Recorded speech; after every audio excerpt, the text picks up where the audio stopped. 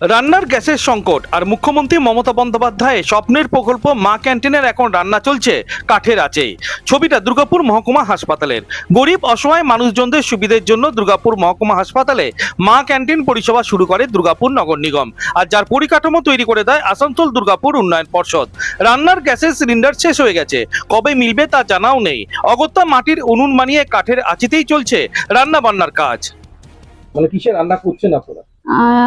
এখন তো দেখতেই পাচ্ছেন যে কাঠে রান্না করছি। গ্যাস ছিল আমাদের, গ্যাসটা শেষ হয়ে যাওয়ার পরে গ্যাসটা মানে পাচ্ছি না গ্যাসটা, সেই জন্য কাঠে রান্না করতে হচ্ছে আমাদের।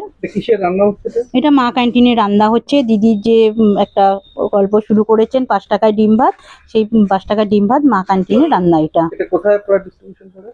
এটাই বিধাননগরেই ইমার্জেন্সির পাশে একটা এখান থেকে সুপারিনি জায়গা দিয়েছেন ডিস্ট্রিবিউট করার জন্য, ওইখানেই করি আমরা।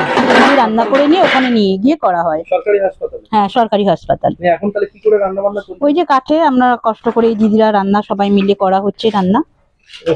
সেই পুরনো দিন ফিরে এলো? সেটা তো আমি বলতে পারবো না। না, আপনারা তো দেখছেন, আপনারা দেখে তো বুঝতেই পাচ্ছেন, এটা আলাদা করে আমি কি বলবো। সমস্যার মধ্যে পড়তে হচ্ছে? হ্যাঁ, সমস্যা তো হচ্ছে, এই গরম কাঠে রান্না করা খুবই সমস্যা হচ্ছে। এবার এটা বন্ধও করতে পারবো না, যেহেতু 5 টাকা ডিম ভাত অনেকেই আছে এইটার উপরে দিয়ে তাকিয়ে অনেকেই খাবার এটা খায়, যার জন্য বন্ধও করতে পারবো না এটা। এই গরমে কাঠের আঁচে রান্না করতে গিয়ে হিমশিম খাচ্ছে রাঁধুনিরাও। যে রান্নার গ্যাস সিলিন্ডার ব্যবহার করে তাড়াতাড়ি রান্না হয়ে যেত, এখন সেই রান্না কাঠের আঁচে করতে গিয়ে একদিকে সময় যেমন বেশি লাগছে, ঠিক অন্যদিকে এই গরমে আগুনের তাতে অসুস্থ হয়ে যাওয়ার উপক্রম তৈরি হয়েছে রাঁধুনিদের।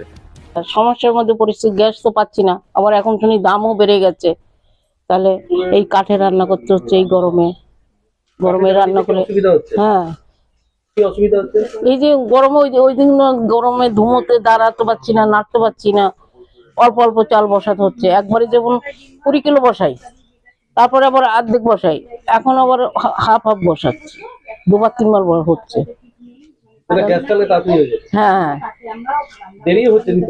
হ্যাঁ, দেরি হতো, কিন্তু গ্যাসে হলে একটু ভালো হতো। গ্যাস পাচ্ছেন না? কি নাম? আমার নাম বাসন্তী বিশ্বাস। খুব সমস্যা পড়েছি, এমন অবস্থা, মানে গ্যাস নেই তো, ওই গরমের মধ্যে রান্না হচ্ছে। হ্যাঁ, তো মানে আর কিছু কি বলবেন দাদা, এই কষ্ট খুবই। গ্যাস পাওয়া যাচ্ছে না। না, কিসে রান্না করতে হচ্ছে? ওই কাঠে রান্না করতে হচ্ছে। খুব ধোঁয়া, যেই কাকিমা রান্না করে খুবই কষ্ট পায় গরম। দুর্গাপুর মহকুমা হাসপাতালের মা ক্যান্টিনের রান্না চলছে কাঠের আঁচে। এই ঘটনাকে বা এই ছবিকে কার্যত নাটক বলছেন দুর্গাপুর পশ্চিমের বিজেপি বিধায়ক লক্ষণ চন্দ্র ঘোড়ই।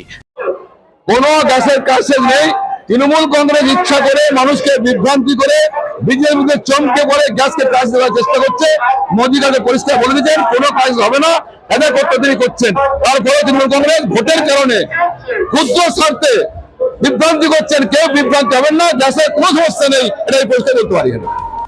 মানুষ অসহায় হয়ে পড়েছে আর বিজেপি বিধায়ক এটাকে নাটক বলছেন। আসলে মাটির সাথে কোনো সম্পর্ক নেই এদের। বিজেপি বিধায়ককে পাল্টা খোঁচা জেলা তৃণমূল কংগ্রেসের মুখপাত্র উজ্জ্বল মুখোপাধ্যায়ের। উনি একবার বাড়ি থেকে বেরিয়ে এসে ওই গ্যাসের যেগুলো আমাদের আছে, ডিলারশিপের দোকানগুলো আছে, সেই পাশাপাশি ঘুরে যান, উনি নিজের চোখে দেখতে পারবেন। আরে কালকে তো এক ভদ্রমহিলা কান্নাকাটি করছিল আমাদের সিটি সেন্টারে, সেটা দেখবেন কত ভাইরাল হয়েছে ছবিটা। উনি তো বিরক্ত হয়ে গেছেন, একা থাকেন, বাড়িতে কোনো কিছু নেই, গ্যাস শেষ হয়ে গেছে, নিজে আসতে হয়েছে, বুকিং নিচ্ছে না, যেটা টেলিফোনে বুকিং হতো বুকিংটা নিচ্ছে না, তো মানুষ অসহায় হয়ে গেছে। সত্যি গ্যাসের আকাল, এটাকে ওই সব নাটক ফাটক বললে তো চলবে না, নাটক উনিই করছে। কেন্দ্রীয় সরকার বলছেন কোনো সমস্যা নেই, বিজেপি নেতৃত্ব বলছেন ফেক নিউজ ছড়ানো হচ্ছে মানুষকে আতঙ্কিত করে দেওয়ার জন্য। তাহলে রান্নার গ্যাস সিলিন্ডার সংকটে কেন সাধারণ অসহায় মানুষ দীর্ঘ লাইনে দাঁড়িয়ে রয়েছে? রান্নার গ্যাস সিলিন্ডারের সংকটে গরিব অসহায় মানুষের জন্য দুর্গাপুর মহকুমা হাসপাতালে মা ক্যান্টিন পরিষেবা আর কতদিন চলবে সেটা নিয়েও কিন্তু সংশয় তৈরি হয়েছে অনেকের। দুর্গাপুর থেকে অনুরাধা সিংগুপ্ত রিপোর্ট, খাঁটি খবর।